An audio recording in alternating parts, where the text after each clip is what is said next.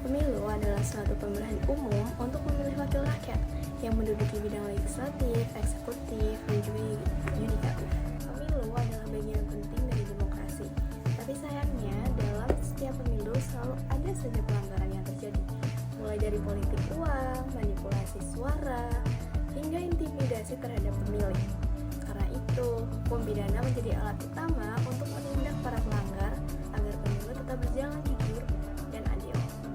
Nah, jurnal ini yang ditulis oleh Muhtar Dahri, Salman Sayyidi, dan juga Febrian Chandra membahas bagaimana Kitab Undang-Undang Hukum Pidana atau sering disebut dengan KUHP dan Kitab Undang-Undang Hukum Acara Pidana yang sering disebut dengan KUHAP yang diterapkan dalam menangani kasus pidana pemilu di Indonesia. Meskipun pemilu diatur dalam Undang-Undang Nomor 7 dalam penyelesaian perkara pemilu, bagaimana KUHP digunakan dalam kasus pidana pemilu? Jadi KUHP itu adalah aturan hukum yang mengatur berbagai tindak pidana, termasuk yang bisa terjadi dalam pemilu. Namun karena pemilu itu memiliki karakteristik yang khusus, UU Pemilu juga dibuat untuk mengatur pelanggaran spesifik yang terjadi dalam proses pemilu. Ada beberapa jenis pelanggaran pidana dalam pemilu yang bisa digunakan pasal KUHP.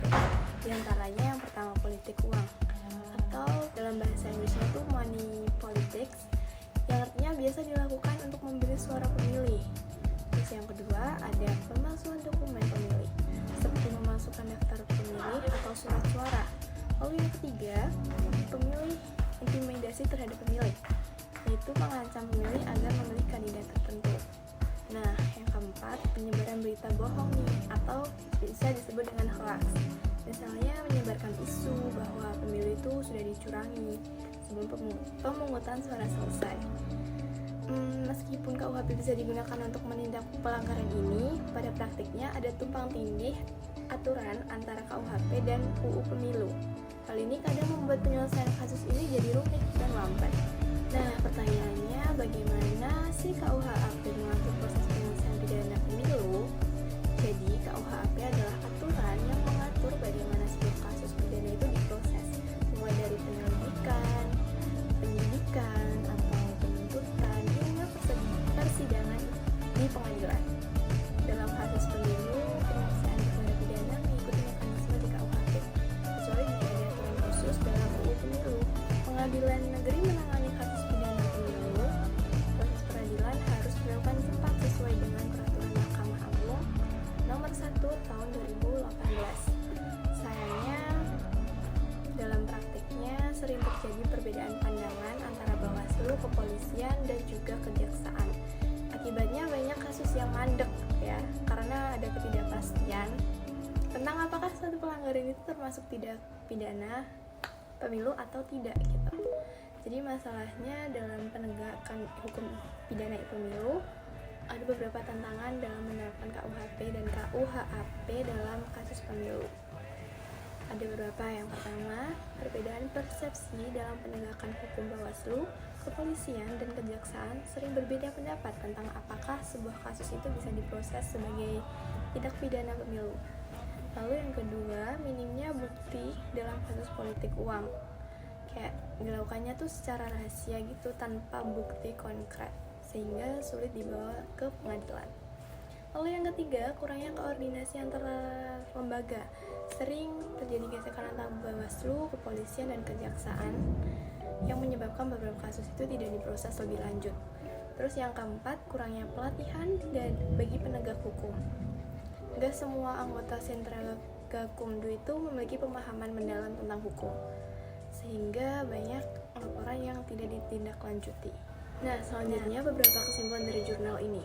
Jurnal ini menyimpulkan bahwa meskipun KUHP dan KUHAP menjadi dasar dalam menangani perkara pidana pemilu, masih ada banyak kendala yang dalam penerapannya. Agar sistem ini lebih efektif, ada beberapa hal yang perlu dilakukan. Yang pertama, peningkatan kapasitas Sentra Gakumdu. Semua anggota itu harus mendapatkan pelatihan khusus agar memiliki pemahaman yang sangat tentang hukum pemilu. Lalu yang kedua, penyempurnaan regulasi, yaitu harmonisasi antara KUHP, KUHAP, dan UU Pemilu agar tidak terjadi tumpang tindih dalam penegakan hukum. Terus yang ketiga, optimalisasi penegakan hukum, Jadi memastikan setiap kasus itu ditangani dengan cepat dan tidak ada yang diabaikan. Karena perbedaan persepsi antara jurnal ini memberikan gambaran jelas tentang bagaimana sistem hukum pidana diterapkan dalam pemilu, serta berbagai tantangan yang perlu diatasi agar pemilu itu bisa berjalan dengan lebih adil dan transparan. Nah, ada beberapa kelebihan dan juga kekurangan dalam jurnal ini. Jurnal ini kelebihannya adalah bisa meningkatkan efektivitas penyelesaian perkara pidana pemilu. Jadi kayak membahas tentang penerapan KUHP dan KUHAP dalam penyelesaian perkara pidana pemilu, sehingga dapat meningkatkan efektivitas penyelesaian perkara tersebut. Dan juga ada memberikan gambaran tentang proses bagaimana penyelesaian perkara pidana pemilu tersebut. Jadi kayak memahami proses tersebut bisa membantu gitu. Terus kekurangannya ada keterbatasan data.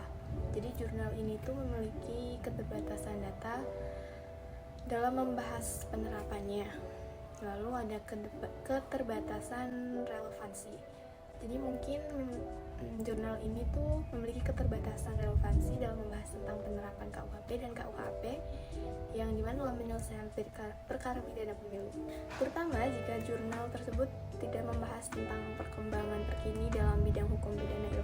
Oke, segitu aja review jurnal dari aku. Semoga bisa membantu kalian dan kalian bisa memahami jurnal tersebut ya, memahami isi-isinya, dan jangan